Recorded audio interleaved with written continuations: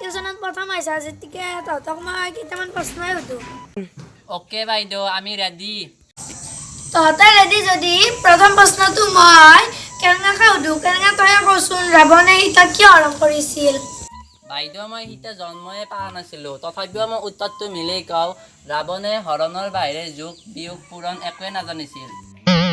ইমান দিনে পঢ়ি শুনি ইগিলা শিক্ষা ললি বেলেগত তিৰি কথা ক'বা আহে বাইদেউ আপুনিওতো ছাৰৰ লগত পলে আহিছে হ'ব হ'ব তই মোৰ পাৰ্চনেল কথা বাতিল কৰিব নাংগে তহঁতক প্ৰশ্ন সুধি একো লাভ নাই ভনিতা তই কচোন ফৰকাল বতৰত আমি মূৰৰ ওপৰত নীলা আকাশ দেখো আৰু বাৰিষাৰ বতৰত কি দেখো বাইদেউ কলা কলা ছাতি কিছু এটা কথা তও জানা কিন্তু মানবা লাগিব দে কেনেকা তই এইবাৰ 100 যুগনীয়তৰ ভাগটো মাতচোন একে একে দুই মইনা তুমি জুই একে দুয়ে তিনি মোৰ চিল্কি শাৰী একে তিনিয়ে চাৰি মোৰ টেক্সি গাড়ী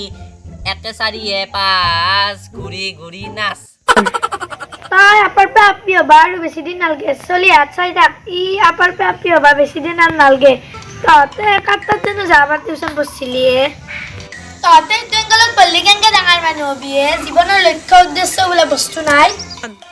দে ভনিতা তই এবাৰ কচোন গছৰ ফল তলত কিয় সৰি পৰে ওপৰত কিয় উঠি নাযায়